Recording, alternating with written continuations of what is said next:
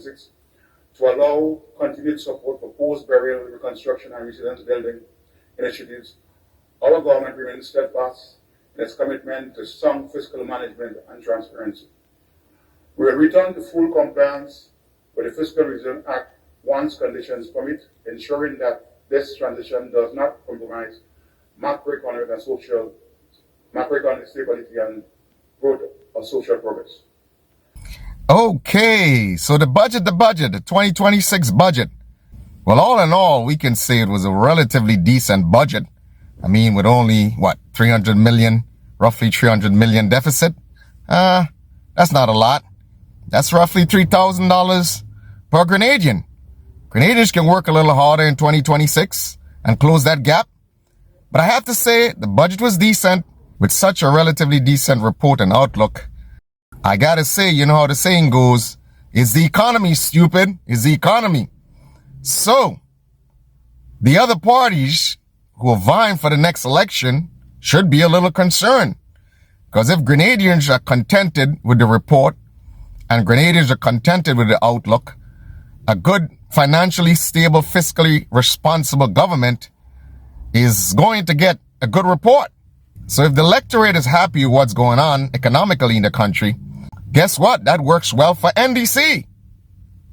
If there is limited discontent, and there always will be a little bit of discontent, but if generally everyone feels confident and optimistic about the economy, that is a good thing that works in the favor of NDC. And yes, of course, I like what they did. They kept Polaris out of the way and mentioned it in a minimal way. That's a good thing. Yes, that white elephant. You just definitely didn't want Polaris to come and screw up that budget.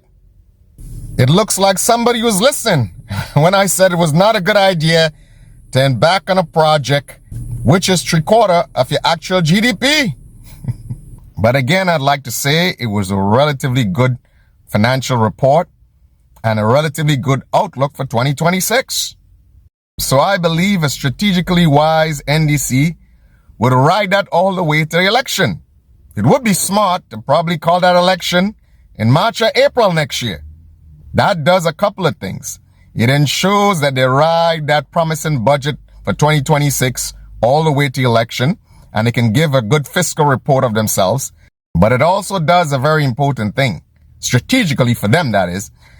It doesn't give time to the ops, and I'm talking about the other parties here, the NNP, the newly formed DPM, and the CHP, okay? So it would not give them time to consolidate their forces, so to speak. It would not give them time to mobilize, okay? Not give them time to mobilize their candidates, their money, and get their candidates familiarized with the electorate. That works in the favor of NDC. If they're truly strategic and smart, they'll call that election in March or April.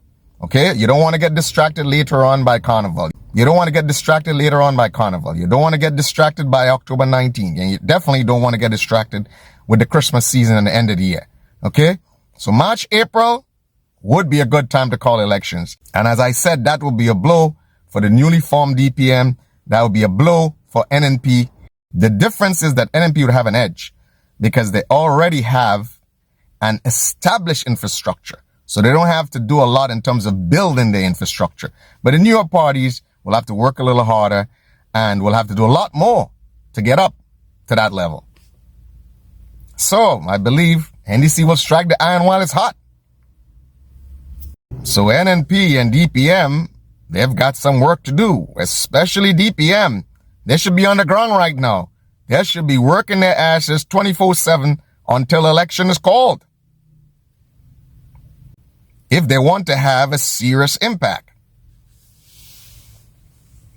But I'm sure all of the parties involved in all of this, they have enough experience to understand that that is the case.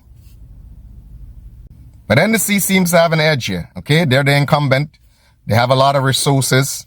And of course, with a relatively decent economic financial report, that works good in their favor.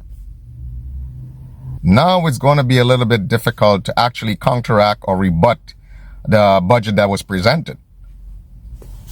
And as I said, they created a very smart strategic presentation. They kept a lot of nonsensical stuff out of the budget, like Polaris and all that sort of stuff. So that's my small take on it.